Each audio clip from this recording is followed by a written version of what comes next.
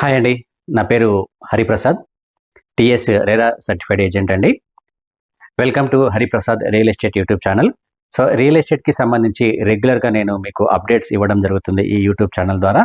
So present హెచ్ఎండిఏకి సంబంధించి కొన్ని కీలకమైన డెసిషన్స్ తీసుకోవడం జరిగింది. సో కొన్ని కీలకమైన మార్పులు ఇక్కడ తీసుకురావడం జరిగింది. సో దీనికి సంబంధించి ఒక అప్డేట్ని ఇవ్వడానికి మీ ముందుకు రావడం జరిగింది. సో ఇందులో ఏంటంటే మనకి హెచ్ఎండిఏకి సంబంధించి హెచ్ఎండిఏ లిమిట్స్లో ఉన్న లేఅవుట్స్ ఏవైతే ఉన్నాయో వాటి కానివ్వండి, లేకపోతే హెచ్ఎండిఏ పరిధిలో ఉన్న అపార్ట్మెంట్స్కి కానివ్వండి, సో వీటికి అనుమతులు మనకు హెచ్ఎండిఏ నుంచి రావడం జరుగుతుంది. సో ఈ అనుమతులకి సంబంధించి క్షేత్రస్థాయిలో పరిశీలించిన తర్వాతనే నిర్ణయం తీసుకోవాలని హెచ్ఎండిఏ భావించడం జరిగింది. సో అందులో భాగంగానే ప్రజెంట్ ప్రభుత్వం ఇందులో కొన్ని కీలకమైన చేంజెస్ కూడా తీసుకురావడం జరిగింది. ఇది ఇన్వెస్టర్కి చాలా ఉపయోగకరంగా ఉంటుంది. ఎందుకంటే సో ఇన్వెస్టర్ ఎంతో ఆలోచించి ఇన్వెస్ట్మెంట్ చేయడం జరుగుతుంది. సో ఇటువంటి కీలకమైన మార్పులు తీసుకురావడం వలన ఏమవుతుందంటే సో ఇన్వెస్టర్ సేఫ్ అండ్ సెక్యూర్డ్గా ఎటువంటి భయం లేకుండా ఇన్వెస్ట్మెంట్ చేసే అవకాశం అనేది ఉంటుంది. సో ఒకసారి ఈ మార్పులకు సంబంధించి ఒకసారి చూద్దామండి.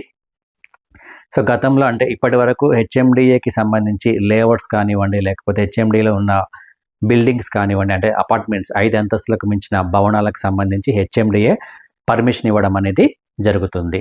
సో ఇందులో ఇప్పుడు ప్రజెంట్ తీసుకొచ్చిన మేజర్ చేంజ్ ఏంటంటే హెచ్ఎండిఏకి సంబంధించి హెచ్ఎండిఏ లిమిట్స్లో ఉన్న ఏ లేఅవుట్కైనా కానివ్వండి, అందులో ఆయా మండలాలకి సంబంధించి రెవెన్యూ డిపార్ట్మెంట్ని, అదేవిధంగా ఇరిగేషన్ డిపార్ట్మెంట్ని కూడా ఇందులో ఇంక్లూడ్ చేయడం అనేది జరిగింది. సో ఇది ఒక కీలకమైన పరిణామంగా మనం చెప్పుకోవచ్చును.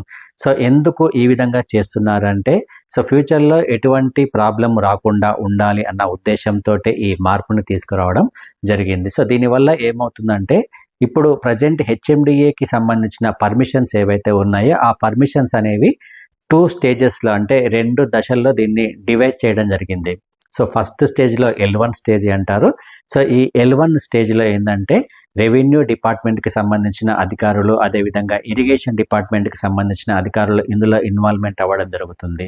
సో L2 స్టేజ్లో ఫైనల్గా హెచ్ఎండిఏకి సంబంధించిన అధికారులు సో ఈ రిపోర్ట్ని పరిశీలించి ఫైనల్గా దానికి అనుమతులు ఇవ్వడం అనేది జరుగుతుంది.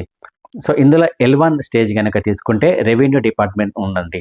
సో ఈ రెవెన్యూ డిపార్ట్మెంట్కి సంబంధించి ఇప్పుడు సపోజ్ ఏదైనా లేఅవుట్ కానివ్వండి, లేకపోతే 5 అంతస్తులకి పైన ఉన్న భవనానికి సంబంధించిన అనుమతులు కానివ్వండి, ఏదైనా అప్లికేషన్ కనుక పెట్టుకుంటే ఫస్ట్ ఆ అప్లికేషన్ అనేది హెచ్ఎండి నుంచి రెవెన్యూ డిపార్ట్మెంట్కి ఫార్వర్డ్ చేయడం జరుగుతుంది. సో ఈ రెవెన్యూ డిపార్ట్మెంట్ వాళ్ళు ఏం చేస్తారంటే సో ఆ పర్టికులర్ ల్యాండ్కి సంబంధించి ఆ ల్యాండ్ ఓనర్ ఎవరు, సో ఆ ల్యాండ్కి జరిగిన ట్రాన్సాక్షన్స్ ఏంటి, అండ్ ఆ ల్యాండ్ అమ్మింది ఎవరు, కొన్నది ఎవరు, సో ఇవన్నీ చెక్ చేసిన తర్వాత ఆ ల్యాండ్ అనేది ప్రభుత్వ భూమిలో ఉందా, లేకపోతే నిషేధిత జాబితాలో ఉందా, ఆ ల్యాండ్కి సంబంధించి లీగల్గా ఏమైనా కేసులు ఏమైనా ఉన్నాయో, సో ఇవన్నీ పరిశీలించిన తర్వాత ఒక రిపోర్ట్ని తయారు చేయడం జరుగుతుంది. సో ఈ రిపోర్ట్ అంతా తయారు చేసి ఈ రిపోర్ట్ని మొత్తం హెచ్ఎండిఏ వెబ్సైట్లో రెవెన్యూ డిపార్ట్మెంట్ వాళ్ళు అప్లోడ్ చేయడం జరుగుతుంది. సో ఈ రెవెన్యూ డిపార్ట్మెంట్ వర్క్ అంతా కంప్లీట్ అయిపోయిన తర్వాత నెక్స్ట్ ఇరిగేషన్ డిపార్ట్మెంట్ వాళ్ళు ఈ రిపోర్ట్ని మొత్తం చూసిన తర్వాత సో ఇరిగేషన్ డిపార్ట్మెంట్ వాళ్ళు ఏం చేస్తారంటే ఆ సరౌండింగ్లో ఏమైనా చెరువులు కానీ, లేకపోతే ఏమైనా వాగులు కానివ్వండి, ఏమైనా చిన్న చిన్న కుంటలు కానీ, నాలాలు కానీ, సో ఇవన్నీ అక్కడ ల్యాండ్కి సంబంధించి ఏమైనా ఉన్నాయా, ఒకవేళ ఆ ల్యాండ్ ఎఫ్టిఎల్ పరిధిలో ఉందా, బఫర్ జోన్ పరిధిలో ఉందా, ఇవన్నీ చెక్ చేసిన తర్వాత ఒక రిపోర్ట్ని కూడా వీళ్ళు తయారు చేస్తారు. సో ఈ రిపోర్ట్ని కూడా వీళ్ళు హెచ్ఎండిఏకి సబ్మిట్ చేయడం జరుగుతుంది. సో రెవెన్యూ డిపార్ట్మెంట్ ఇచ్చిన రిపోర్ట్, అదేవిధంగా ఇక్కడ ఇరిగేషన్ డిపార్ట్మెంట్ ఇచ్చిన రిపోర్ట్స్, ఈ రిపోర్ట్స్ని మొత్తము హెచ్ఎండిఏ ఏం చేస్తుందంటే హెచ్ఎండిఏ ఫైనల్గా వెరిఫై చేసుకున్న తర్వాత ఇప్పుడు హెచ్ఎండిఏ వాళ్ళు ఏం చేస్తారంటే ఈ హెచ్ఎండిఏ మాస్టర్ ప్లాన్ 2031 ప్రకారము ఆ పర్టికులర్ ల్యాండ్ అనేది ఏ జోన్లో వస్తుందని చెక్ చేసిన తర్వాత ఆ ల్యాండ్ నుంచి ఏవైనా మేజర్ రోడ్ కనెక్టివిటీ కనుక వెళ్తూ ఉంటే సో ఆ రోడ్డుకి సంబంధించి ఆ ప్లేస్ని కనుక వదిలిపెట్టేసి సో మిగతా లేఅవుట్కు కానివ్వండి, లేకపోతే ఆ బిల్డింగ్ కానివ్వండి, సో దానికి అప్రూవల్స్ ఇవ్వడం అనేది జరుగుతుంది.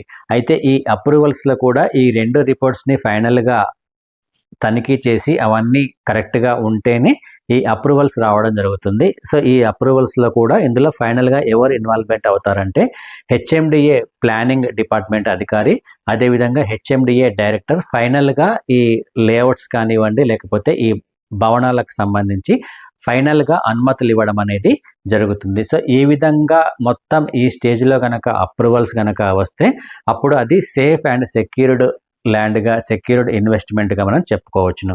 సో ఇదండి మనకు భవిష్యత్తులో యాజ్ ఏ ఇన్వెస్టర్గా కనుక ఆలోచిస్తే ఇది ఒక మంచి డెసిషన్ అని మనం చెప్పుకోవచ్చును. ఎందుకంటే సో ఒకసారి కనుక మనము ఇన్వెస్ట్మెంట్ చేస్తున్నామంటే అన్ని రకాలుగా మనము వెరిఫై చేసుకున్న తర్వాతనే ఇన్వెస్ట్మెంట్ చేయడం జరుగుతుంది.